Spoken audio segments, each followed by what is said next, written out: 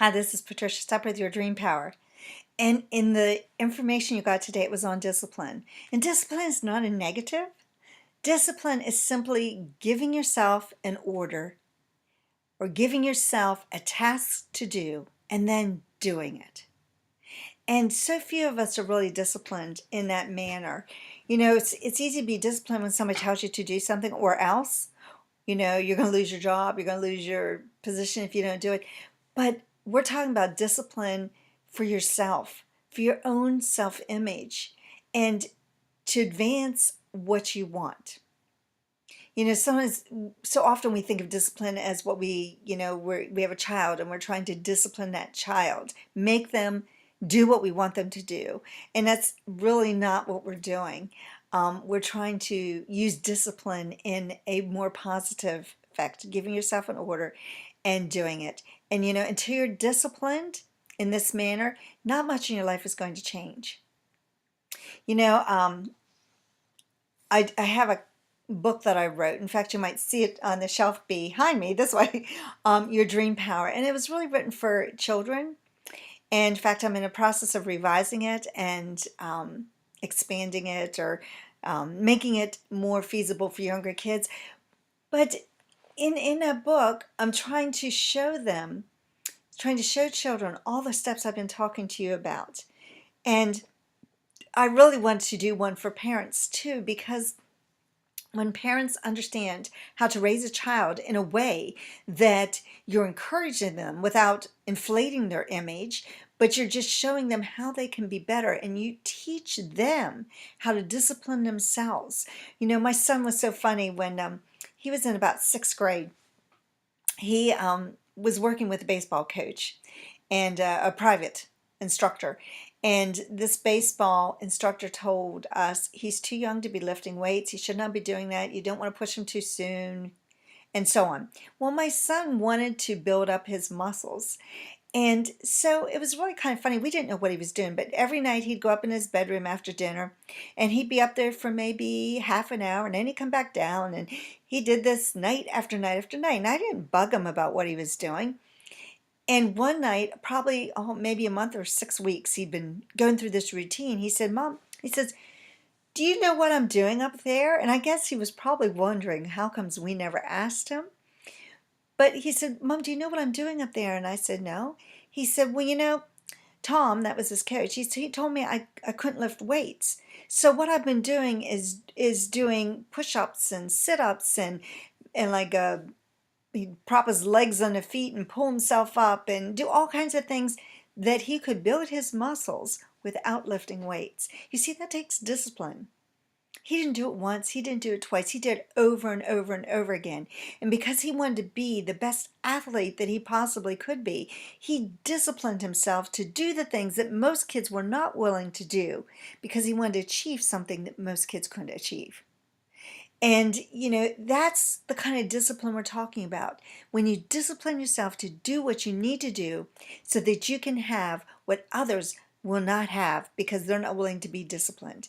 And this all goes back to self-image. And I just want to read to you a little bit what Neville says in this book. He said, what appears to you as circumstances, conditions, and even material objects are really only the products of your own consciousness. You see, we look at things and we have those situations come in front of us, but they're only products of what we're thinking. Nature, then, as a thing or a complex of things external to your mind, must be rejected. You and your environment cannot be regarded as existing separately. You and your world are one. Therefore, you must turn from the objective appearance of things to the subjective center. Don't look at things around you as being set there. Like when we talked about money paradigms, don't look at your bank account and say, but there's no money there. Because as long as you keep thinking that, you're going to keep getting no money there. So don't look at the reality of the situation. Look at the way you want it to be. Do you want to have a bank account with, 10, 20, $30,000 in it? Then in your mind's eye, in your imagination, Look at your bank account and see the money that you want.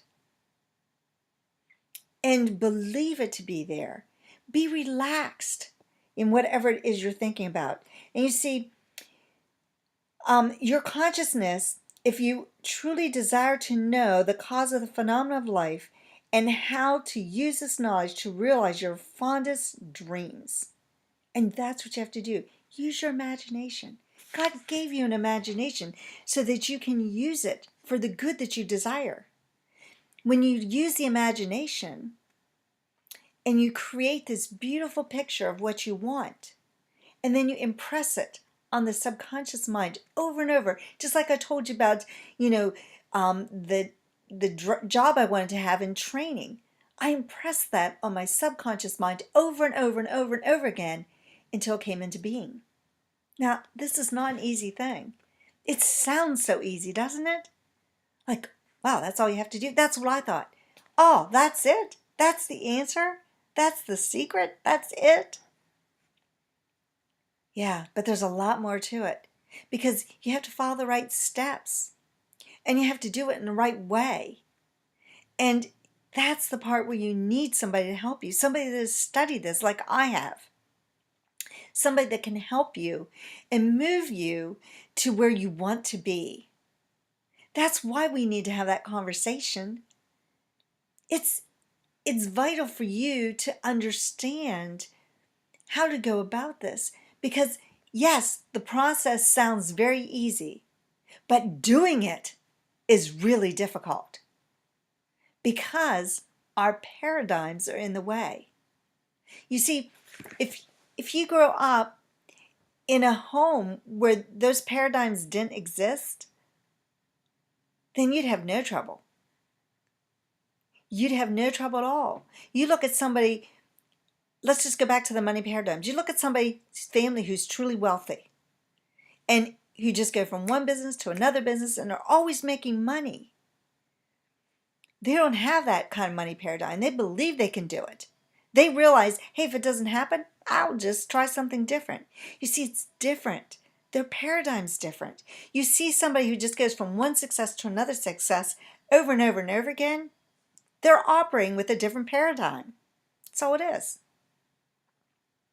When my son worked so hard, he didn't do that just in sports. That became part of his paradigm. He's a hard worker. He is a good student because he believes he can do it. That's all it is. It's just a matter of changing your paradigm. And once you learn how to change your paradigm in one area, you can learn how to change it in another. But it takes work. And if you remember that passage I read a couple videos ago, it's the hardest work there is. Deep, sustained thinking, which is what it takes, is the most difficult work there is. That's why you generally need a coach. People that have great success in life generally have somebody helping them. It's hard to do it by yourself. You look at all the great athletes, you look at all the great performers, the magnificent business people, and you look behind that, and most of them have a coach. Let's have that conversation. There's details in that letter that tell you how. And let's also, you might want to watch my live seminar where I'm going to go through some of this, or my webinar I'm going to do. Because that webinar will give you some more information. It'll help you realize, I've had to learn all this too. But I've learned to realize and to study. And you see, to have great success is going to take a little work on your part.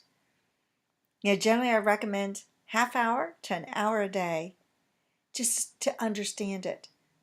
Just to go through the exercises that you'll need to do in order to change your life. Is it worth it? Has been for me. It's been one of the greatest experiences I've ever had, is learning how to change my paradigm and understanding how I got those paradigms. So till next time, this is Patricia Stepp with Your Dream Power. Let's have that conversation today.